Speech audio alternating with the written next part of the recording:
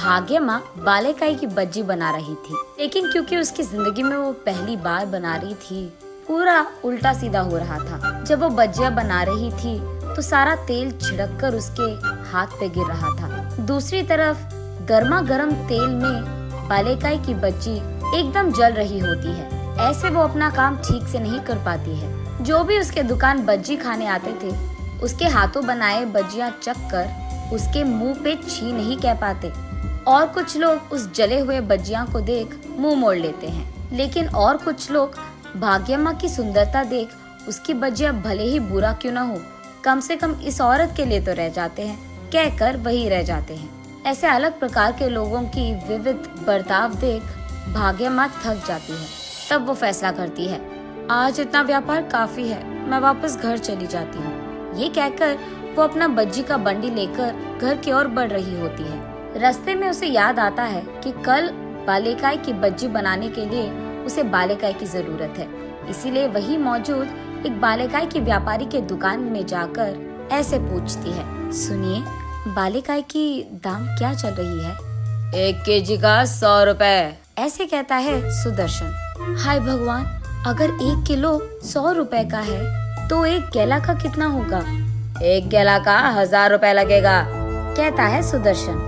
अरे रे, मेरे पास इतने पैसे नहीं हैं जी। सारा दिन मेहनत करने के बावजूद मैं 200 रुपए भी नहीं कमा पाई। बस इस बार के लिए उधार दे दीजिए ना। बस 2 दिन में मैं आपका सारा पैसा चुका दूंगी। कर्ज चुकाने की क्या जरूरत है? हर रोज जितने केजी चाहिए उतने किलो लेके जाओ यहाँ से, लेकिन बस एक छोटी सी शर्त है। हाँ, वो क्या है जी? कुछ नहीं, बस मुझसे शादी करनी है तुझे। छी, कुत्ता कहीं का, तुम्हारी इतनी हिम्मत। मैंने सोचा तुम बुजुर्ग हो तो इसीलिए अच्छे से बात कर रही थी, लेकिन तुम तो शैतान हो।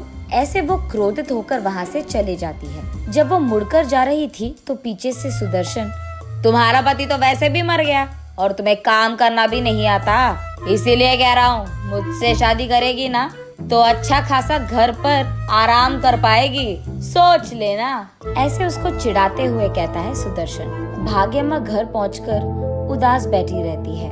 दरअसल भाग्यम्मा पड़ोसी गांव के जमींदार की बेटी थी। उस गांव के जमींदार का एक राइस मिल रहता था। उसमें मौजूद सारे कूली का एक अधिकारी कूली था। उसका नाम भूपति है। एक दिन भूपति जमींदार के पास आकर ऐसे कहता है, साहब, एक छोटी सी बात करनी थी। बोलो भूपति, क्या हुआ? साहब, वो त्योहार आ रहा है तो बहुत सालों से आप बस बचा हुआ राइस दे रहे हैं इन कूलियों को, इसीलिए कम से कम अगर इस साल आप उनके पैसे दे दे तो वो खुशी से त्योहार मनाएंगे अपना। हाँ, तुम लोग जो काम कर रहे हो उसमें ये राइस देना ही बहुत ज्यादा है, और तुम लोगों को पैसे भी चाहिए। तुम सोचते क्या हो अपने आप को? मुझे बता रहे हो कि इनको क्या देना है और कब देना है? तुम्हारी इतनी हिम्मत, कूली साला। साहब, हमको जितने पैसे आने थे हम वही पूछ रहे हैं, आपसे कुछ लूट तो नहीं रहे हैं ना? आपको ऐसे खामखा जुबान चलाने की क्या जरूरत थी? तुम मुझे जवाब दे रहे हो? तुम्हारी इतनी हिम्मत? वो भूपति को जोर से लात मारता है। तब भूपति उड़कर कूली सारे जहाँ बैठे थे वहाँ जाकर गिरता है। तब भूपति बहुत क्रोधित होता है और तुरंत राइस मिल में सारा काम बंद करवाता है। सारे कूलियों को राइस मिल के बाहर बिठाकर, जब तक वेतन नहीं तब तक काम नहीं, एक भी बस्ता अंदर नहीं जाएगा और अंदर का एक भी बस्ता बाहर नहीं जाएगा। और क्योंकि ये लोग उस सारा दिन वहीं पर बैठे थे, जमींदार को नीचे उतरना ही पड़ा। सबको जितना कूली के पैसे देने थे वो दे देता है। तब सभी भूपति की प्रशंसा करने लगे। भाग्यम्मा की नजर बहुत पहले से ही भूपति पे थी। उसके सारे अच्छे काम भाग्यम्मा को बहुत पसंद आते थे। इस हादसे के बाद तो भाग्यम्मा सीधा भूपति के पास जाकर, मुझसे शादी करोगे?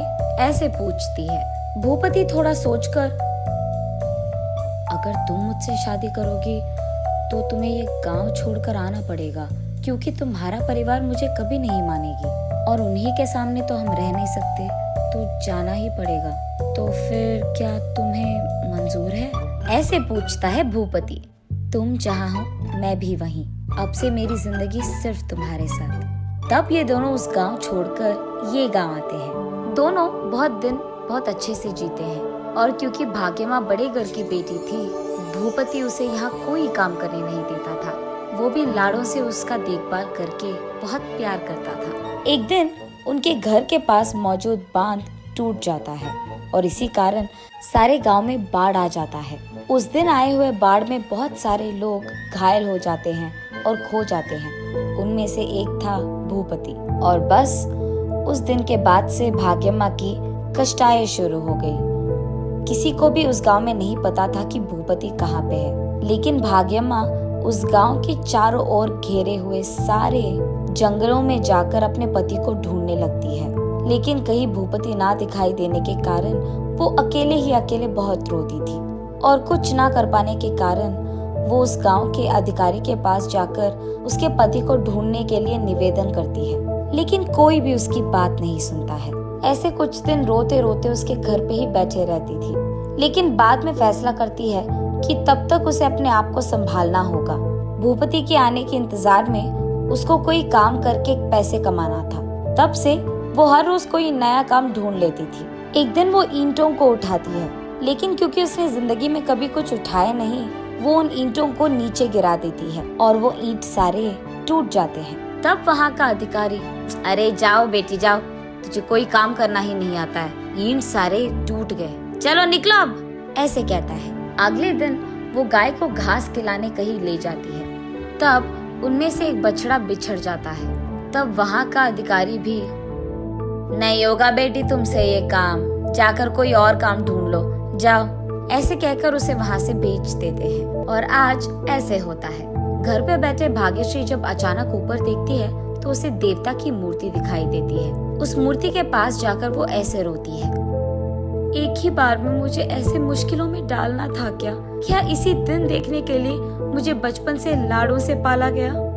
मेरा पति जहाँ भी हो उसे घर लौटा दो और ऐसे ही मेरा काम भी करवा दो और मुझे पैसे कमाने का एक रास्ता दिखा दो। ऐसे रोते रोते भाग्यम्मा उसी मूर्ति के पास रह जाती है। अगले दिन जब भाग्यम्मा बाहर आकर देखती है तो उसके घर के बरामदे में मौजूद सारे बालेकाई के पेड़ बालेकाई से भरे हुए होते हैं। तब भाग्यम्मा को लगता है कि देवी की कृपा था ये सब। वो बालेकाई और केलों को बेचने मार्केट जाती है। एक तरफ वो बालेकाई को बेचती थी और दूसरी तरफ बालेकाई की बज्जियां बनाकर उनको भी बेचती थी। वो चकाचक सारे काम करने लग जाती है और वहाँ का भीड़ भी चकाचक उसके पास आते हैं।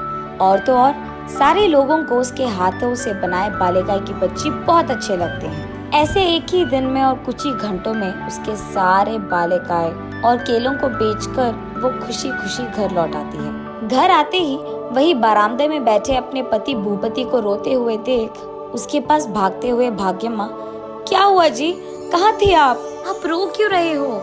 ऐसे उनसे पूछती है भाग्यम्मा। भाग्यम, तू ठीक ही तो है? मुझे तेरा बहुत फिक्र था, मुझे पता नहीं था कि तू कहाँ थी और क्या कर रही थी, ऐसे कहता है भूपति।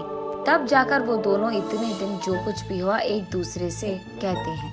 तब भूपति, उस सुदर्शन का अंत तो मैं देखूंगा ही, ये कहकर अब से तुम्हें काम करने की कोई जरूरत नहीं है, मैं आ गया ना, मैं ख्याल रख लूंगा सबका, ऐसे कहता है।